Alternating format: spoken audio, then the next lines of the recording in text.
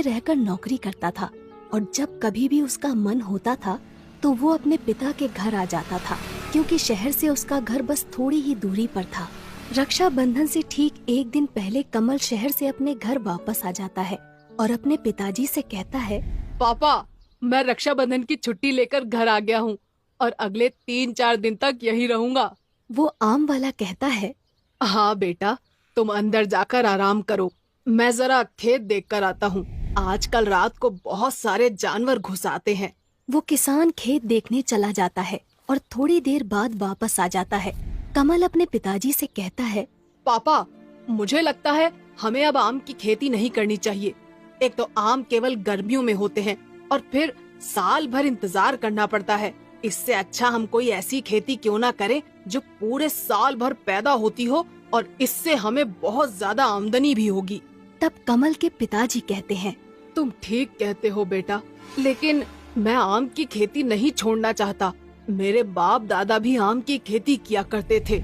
इतना कहकर कमल के पिताजी अंदर चले जाते हैं और कमल सोचने लगता है, अब पिताजी तो आम की खेती छोड़ने वाले नहीं।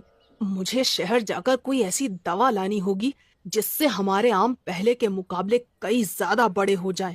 इसके बाद रक्षाबंधन की छुट्टियां खत्म हो जाती हैं और कमल वापस शहर चला जाता है। इस तरह समय गुजरता जाता है और अब धीरे धीरे गर्मी का महीना शुरू होने लगता है।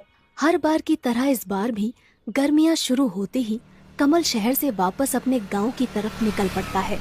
रास्ते में एक बहुत बड़ा जंगल पड़ता था। कमल जंगल से गुजर रहा था कि तभी उसे एक पेड़ के नीचे संत महात्मा दिखाई देते हैं। कमल अपनी बाइक खड़ी करके संत महात्मा के पास जाता है और कहता है, प्रणाम महात्मा जी। कमल की आवाज सुनकर महात्मा जी अपनी आंखें खोलते हैं और कमल से कहते हैं, आयुष्मान भव। बोलो बेटा, क्या कहना चाहते हो?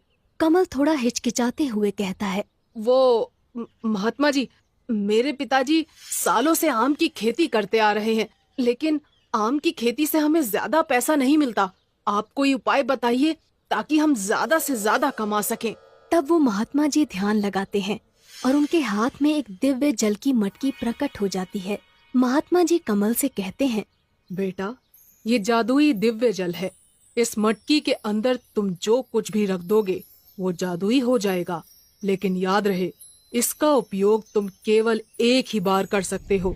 कमल वो मटकी लेकर अपने घर आ जाता है और रात भर सोचता है कि उसे जादुई जल का उपयोग कैसे करना चाहिए।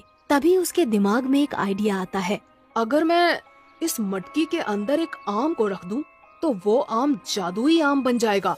फिर मैं उस जादुई आम की मदद से जो चाहे वो कर सकता हूँ। और कमल बागीचे से एक आम तोड़कर उस मटकी में रख देता है और सो जाता है। अगली सुबह जब कमल सोकर उठता है तो उस मटकी का दिव्य जल गायब हो जाता है और उसके अंदर वो आम ज्यों का त्यों रखा हुआ था।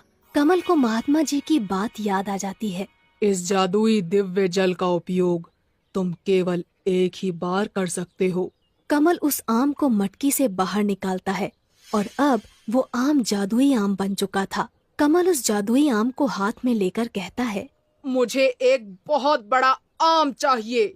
और देखते ही देखते वो छोटा सा आम एक बहुत बड़ा आम बन जाता है जो कमल से भी ऊंचा था। ये देखकर कमल की खुशी का ठिकाना नहीं रहता और वो खुशी से नाचने लगता है। तभी उसे पिताजी की आवाज सुनाई देती है। कमल तुरंत उस आम को वापस से छोटा करके अपने बैग में छुपा लेता है और अपने मन में सोचता है, पिताजी तो बहुत सीधे साधे आदमी हैं। अगर उन्हें इस जादुई आम के बारे में पता चल गया तो गड़बड़ हो सकती है। मुझे यहाँ से दूर वापस शहर जाना होगा। और अगले ही दिन कमल शहर जाने लगता है, लेकिन इस बार वो पैदल शहर को जा रहा था। ये देखकर कमल के पिताजी कहते हैं, बेटा कमल, क्या बात है, इस बार तुम अपनी मोटरसाइकिल नहीं लेकर जा रहे हो क्या? तब कमल कहता है, नहीं पिताजी, मुझे अब इस मोटरसाइकिल की जरूरत नहीं। मेरे दोस्त के पास बहुत सारी मोटरसाइकिल है। इतना कहकर कमल शहर की तरफ निकल पड़ता है। जंगल में पहुंचते ही कमल अपने बैग से वो जादुई आम बाहर निकालता है और उससे कहता है, मुझे एक जादुई विशाल आम की बाइक चाहिए। और देखते ही देखते वो आम एक बहुत बड़ी आम की बाइक बन जाता है। कमल उस जादुई आम की बाइक पर बैठकर पूरे जंगल का चक्कर लगाता है और आज उसे बहुत मजा आ रहा था। तभी अचानक जंगल में हाथी आ जाते हैं और कमल के पीछे पड़ जाते हैं। पहले तो कमल बहुत घबरा जाता है, लेकिन फिर वो अपनी आम की बाइक से कहता है, तुम इन हाथियों से भी बड़ी बाइक बन जाओ। और अगले ही पल कमल की आम की बाइक उस हाथी से भी बड़ी हो जाती है। और फिर क्या था, अपने सामने इतनी बड़ी आम की बाइक देखकर हाथी भी डर जाता है और वहाँ से भाग जाता है। शहर पहुँचने से पहले कमल अपनी आम की बाइक को बिल्कुल नॉर्मल बाइक बना लेता है, ताकि शहर में किसी को उसके ऊपर शक ना हो। शहर पहुँचने के बाद कमल सोचता है, अब मुझे नौकरी करने की कोई जरूरत नहीं, मेरे पास जादुई आम की बाइक है।